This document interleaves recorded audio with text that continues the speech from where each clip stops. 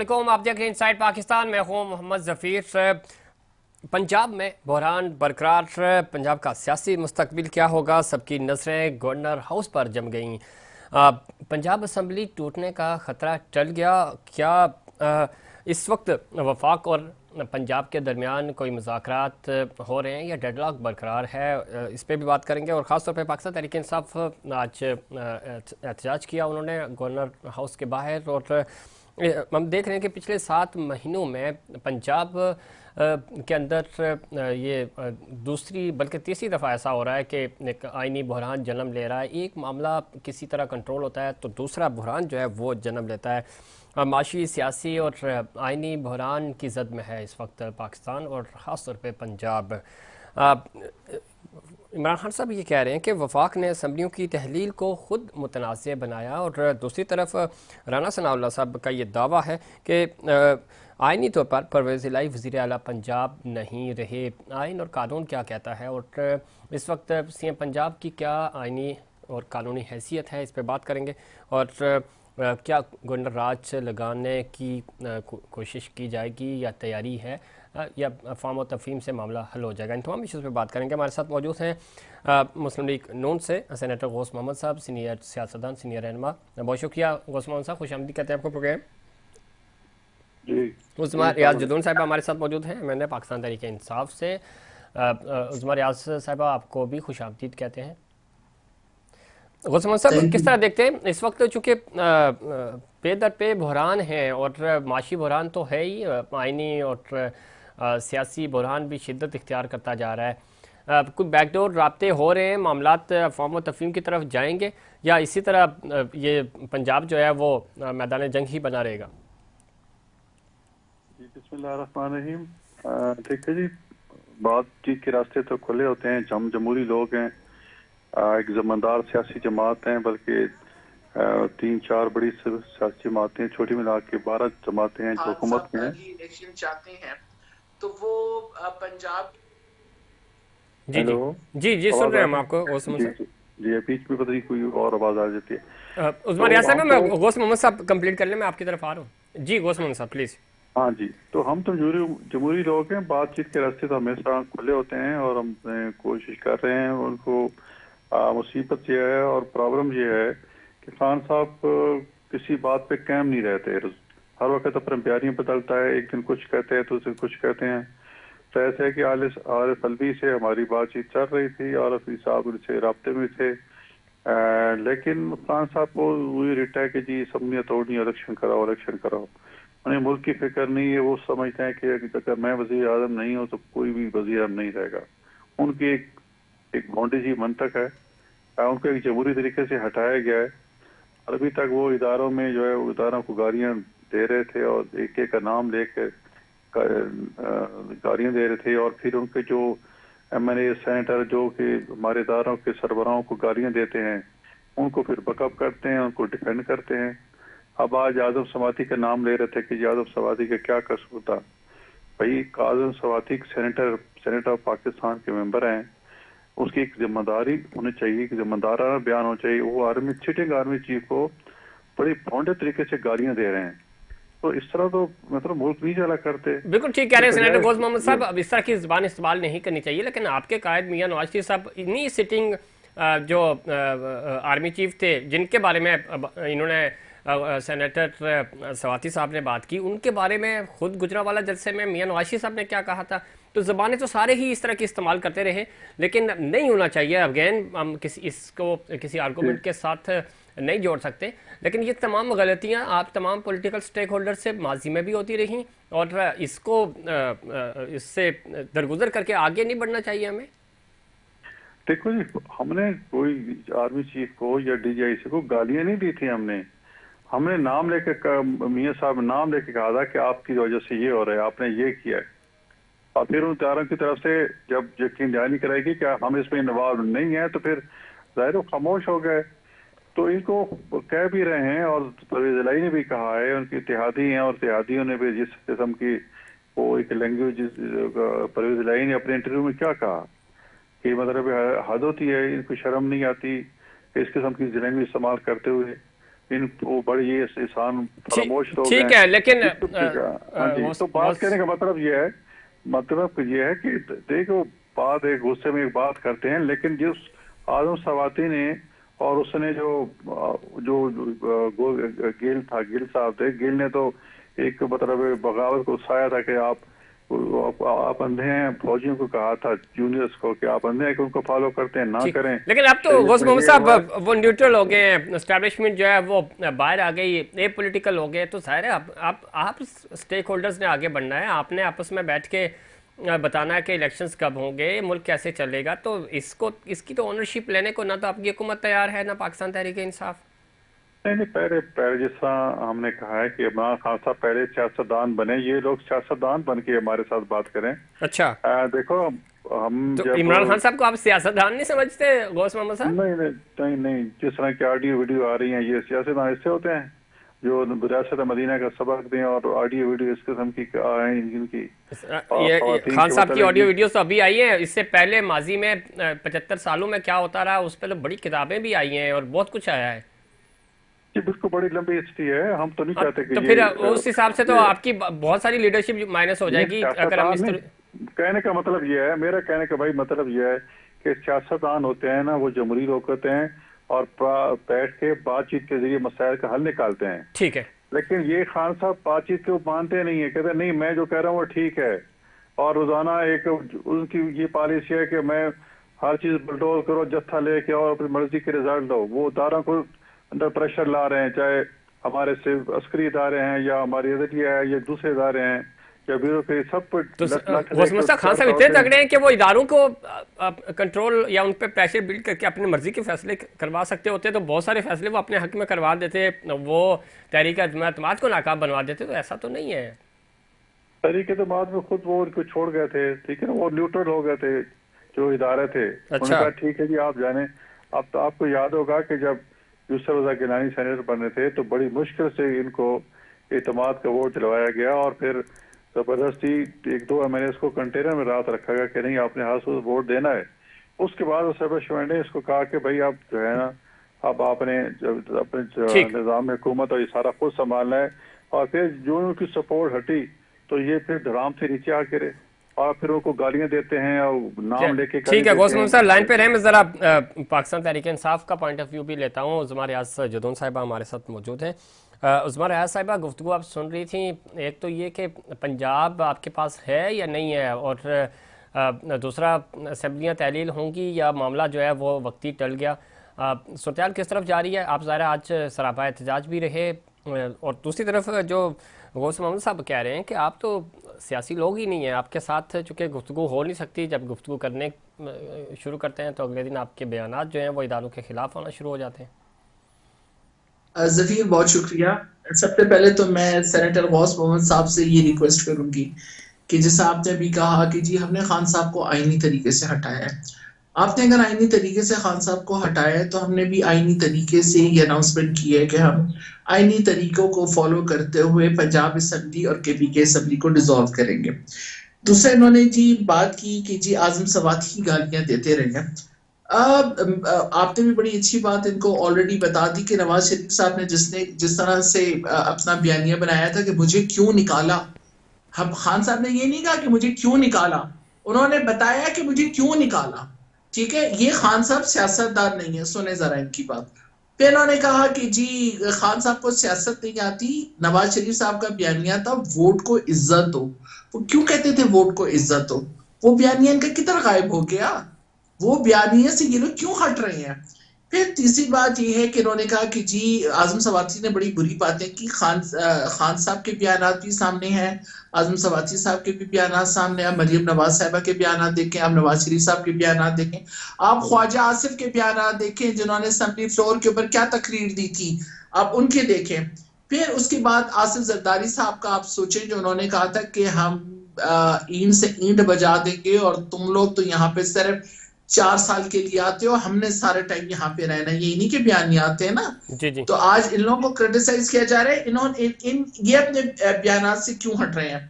दूसरा जी इन्होंने कहा कि हम सियासतदान, ये ठीक कह रहे हैं, सियासतदान सिर्फ आसिफ अली जरदारी साहब हैं या नवाज शरीफ शहबाज शरीफ साहब हैं, क्योंकि उन्होंने बैकडोर जो लोगों से मामला तय करते हैं ना, वो हॉर्स ट्रेडिंग वाले करते हैं।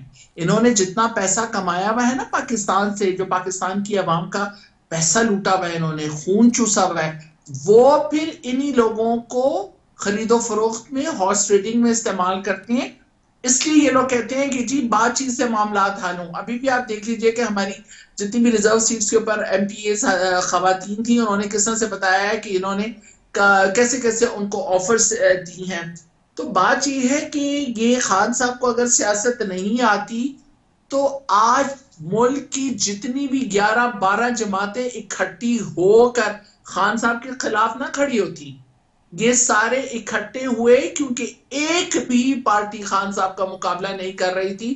खान साहब के बयान के मुताबिक आखिर में ये सब इकट्ठे हो जाएंगे मेरे खिलाफ, ये सब इकट्ठे हो गए हैं खान के खिलाफ। लेकिन देख लीजिए खान को सियासत नहीं आती इस वक्त। उस्मान रियाज साहब आप बिल्कुल ठीक कह रही हैं, लेकिन जो आपने अभी पैसे की बात की, माजी में भी ये होता रहा और इल्ज़ामात लगते हैं। पाकिस्तान पीपल्स पार्टी ख़ास तौर पे ये दावा करती है कि अगर जिस तरह सिंध हाउस मंडी बना था, इल्ज़ाम लगता है, वो कहते हैं सबूत हैं तो सबूत लेके इलेक्शन कमीशन के पास जाएं, अदालत में जाएं। और यही बात है जो आपके जो एमपीज़ ख़वातीन हैं उनको जो ऑफर्स की गई हैं, तो उसके सबूत जहाँ से कॉल्स आ रही हैं, इन चीज़ों को आप ऑन रिकॉर्ड लेके जाएं, अपना इलेक्शन कमीशन के पास लेके जाएं, ताकि लोगों को इस पर तहकीकात हों, उनको सज़ाएँ मिलें, जो लोग इसमें इन्वॉल्व हैं पता भी चले पूरी कौम को। लेकिन जी बात ये है कि ये वाली चीजें इतनी खुलेआम नहीं होती हैं कि फोन के ऊपर कोई आपको मैसेज दे या आपको फोन करके कहे कि जी हम आपको 5 करोड़ दे रहे हैं या हम आपको 25 करोड़ दे रहे हैं, क्या कर रहे हैं। जिस वक्त लोग सियासत, जितने भी जो हमारे सियासतदान थे, जो बिकने वाले सियासतदान थे, जो सिंध हाउस में जाके बैठे थे, वो किस लिए बैठे थे? कि क्या उनको उधर अच्छा खाना मिल रहा था इसलिए जाके वहां पे बैठे थे? जाहिर है उनके मुंह में कुछ डाला गया खाना है, तो उनको अभी कुछ सिंध दिया सिंध गया से है उज़मा रियाज जिसकी वजह साहिबा। से वो वहां पर गए हैं। बाकी बाकी आपको ये भी पता है, जिस तरह से एमक्यूएम ने कहा, जिस तरह से बाकी पार्टीज ने कहा था कि जहां से हमें कॉल्स आ रही थी वहां से हमें कॉल करा दें, हम दोबारा आपके साथ मिल जाएंगे। अच्छा, अब ये बातें तो आप छोड़ दीजिए ना कि ये बातें क्या है क्या लेकिन वहां नहीं से है। आप कॉल्स तो जहां नहीं आ तक रही ना, आपके एमपीज़ को तो कॉल नहीं आ रही ना। हमारी एमपीएस को कॉल्स आ रही हैं, और वो जो कॉल्स आ रही हैं वो जरूरी नहीं है फोन के थ्रू ही कॉल्स आए। अच्छा, वो साथ भी कोई आपके साथ कोई बंदा भी आपको मैसेज कन्वे कर सकता है। बहुत से तरीके मैसेजेस कन्वे करने के, पास बैठ के भी आपको आपके साथ डीलिंग कर सकता है। ठीक। तो बात ये है कि लेकिन जी ये तो उनको वोट को ऑफर्स इज्जत दो दिए। के बयानिए पे की सियासत करते हैं, ऐसा लेन देन की सियासत नहीं करते। ये दावा है मुस्लिम लीग नून का और दीगर जमातों का भी, तो ऐसा कैसे हो सकता है प्रूव कि। कर दें ना, प्रूव कर दें कि ये काम नहीं करते हैं। लेकिन ये वो प्रूव आपको कर कह रहे दें। हैं, आप प्रूफ करें कि आपके पास क्या सबूत है किसी ने आपको पैसे दिए, यानी आपके किसी मेंबर को खरीदा या नहीं खरीदा। देखिए ये फिर वही बात आ जाती है कि ऐसी तो हमारे मेंबर्स इनकी तरफ नहीं गए हैं ना। आप उन लोगों का, उन तमाम मेंबर्स का उनको बैकग्राउंड भी जरूर टिकट्स मिले ना, देखिएगा। उनको देखे ज़मीनी इंतखाबात में टिकट्स मिले। देखिए एक मिनट, नहीं ये फजूल बातें हैं जी कि हम करें। इस वक्त हम बात करते हैं पंजाब असेंबली की, और यही मैं बात करना चाह रही थी कि खान को सियासत नहीं आती। खान को सियासत नहीं आती तो रात के वक्त जब गवर्नर से इन्होंने परवेज इलाही साहब का नोटिफिकेशन निकलवाया, उस समरी के ऊपर साइन कराई, तो वो पब्लिक क्यों नहीं किया गया? वो सही। क्यों नहीं बताया गया? कह रहे थे ना रात को कि दो ठीक। 12 बजे तक जी परवेज इलाही साहब सीएम नहीं रहेंगे। तो फिर क्यों नहीं इन्होंने पब्लिक किया था? ये चल खान को सियासत पूछते ना, नहीं आती है। पूछते ना उज़मा फिर रियाज उसके साहिबा। बाद सुबह से जो इन लोगों ने वहां पे गवर्नर हाउस के बाहर जो कंटेनर्स लगाए हैं, ये सारा कुछ किया है, ये मुझे समझ नहीं आती कि ये क्या चीज हो रही है। बाकी जो तहरीक अदम एतमाद है वो अब आईनी तरीके से देखी जाएगी। हमारे भी लॉ एक्सपर्ट्स, आईनी एक्सपर्ट्स जितने भी हैं वो बैठे हुए हैं, वो आपस में मशवरा करेंगे, ठीक उसके है। बाद डिसाइड किया जाएगा। लेकिन खान ने ये फैसला कर लिया है, असेंबली डिसॉल्व होगी, और इंशाल्लाह पंजाब की असेंबली पहले डिसॉल्व होगी और सेकंड टाइम हम केपीके की असेंबली ठीक डिसॉल्व है। करेंगे। वो समस्या गुफ्तगू आप सुन रहे हैं। उज़मा रियाज साहिबा तो कह रही है कि असेंबली डिसॉल्व होगी, असेंबली बच नहीं पाएगी 2-4-6 दिन। वो कहते हैं ना कि बकरे की माँ कब तक खैर मनाएगी। तो मामला जो है कि असेंबली तो डिसॉल्व होगी। आप इनको पहले कहते थे कि असेंबलियाँ छोड़ नहीं रहे, अब जब इन्होंने फैसला कर लिया कि हमने असेंबलियों से निकलना है, तहलील करनी है, तो अब इनको बचाने की कोशिश कर रहे हैं। तो बच जाएगी मामलात। चौधरी परवेज़ इलाही साहब के साथ भी आपके लोग मिल रहे हैं, इसहाक डार साहब ने भी बड़ी कोशिशें की, अलवी साहब ने इनफैक्ट बड़ा अच्छा रोल अदा किया पिछले 1.5-2 महीनों में। तो कोई बेहतरी की उम्मीद है या अब दमादम मस्त कलंदर ही होगा? नहीं जी, हम तो मैंने पहले भी कहा कि जमहूरी लोग हैं, हम आपसे दम तक कोशिश करेंगे, लेकिन ये समझ नहीं आती कि ये क्यों समझे तोड़ने चाहते हैं। ये सब बेचारे को क्या कसूर है जो इतना पैसा लगा के एमपी बनते हैं, बेचारे को तरक्याती काम करा दें। आखिरी उन्होंने जो इलेक्शन में एक जाना है तो उन्होंने इलाकों की बड़ी मिन्नत समाज करके करोड़ों के फंड अपने हल्कों के लिए मुख्तस कराए हैं। तो बेचारों को काम कर रहे थे, तो 4 महीने उनको काम करेंगे, उसके बाद इलेक्शन हो जाए, और फिर फायदा इनके अपने एमपीएस को होगा, क्योंकि हमारे एमपीएस तो फंड मिले नहीं है। अच्छा। फायदा होगा तो इनके एमपीए को होगा, क्योंकि यहाँ पीटीआई की हुकूमत है ना जी। एक को पता नहीं 20-20, 25-25 करोड़ एमपीएस को दिए, फंड दिए, वो तरक्याती काम करा रहे हैं। अगर वो ये सब नहीं तोड़ देंगे तो वो सारे फंड रुक जाएंगे, तो उन पे रहम कर लें। हम चाहते हैं कि चलो कम अज कम बेचारे वो जो लोग जो भी अवाम है, हमारी अवाम है ना जी, उनका कोई फायदा हो जाएगा, नालियां बन जाएंगी, सड़कें बन जाएंगी। तो हम तो इसलिए चाहते हैं, और ये कि कोई वजह नहीं बता सकते कि जी क्यों इलेक्शन जल्दी किए जाए, जी क्यों समझे तोड़ जाए। एक ही वजह से ये समझ आती है कि ये समझते हैं कि हमारी पॉपुलैरिटी है और हम इलेक्शन जीत जाएंगे। इनको मुल्क की फिक्र नहीं है। हम इनको कहते हैं भाई पहले आओ हमारे से मुआहदा करो, मिसाक की मशत करें, फिर इलेक्शन में बात के ना बैठ के सारी चीजें हल करें। कुछ आप हमारी माने, कुछ हम आपकी मानते हैं, लेकिन ये कहते नहीं जी पहले असम्बलियाँ खत्म करो फिर मैं बात करूंगा। मीशत वगैरह पहाड़ में जाए, हम मीशत पे बात करेंगे, पहले इलेक्शन डेट अनाउंस करो। तो ये हरदर्मी वाली बातें हैं, इससे हरदर्मी नहीं करनी चाहिए। इनको जो है ना मुल्क का ख्याल रखना चाहिए, वहाँ गरीब वहाँ पे ख्याल रखना चाहिए। देखो कितने सैलाब आपके सिंध में आए, कितने लोग मुतासर हुए, 1.5-2 करोड़ में। क्या खान साहब ने कभी उनके मतलब जुबान खोली है? एक दिन टेलीफोन पे बैठ के तो चंदा इकट्ठा किया, और क्या उसको जो कह रहे हैं हमने 5 अरब इकट्ठा किया है, 5 अरब में से 1 अरब मोहम्मद साहब, लेकिन ना हुकूमत की तरजीहात में शामिल है आम आवाम और सैलाब जदगान, और ना ही अपोजिशन की तरजीहात में शामिल है, ये तो फैक्ट है। और खुद सिंध हुकूमत की तरजीहात में नहीं है। अभी भी पानी खड़ा है सिंध के अंदर जो सैलाब से मुतासरा इलाके हैं, और सर्दियाँ शुरू हो चुकी हैं।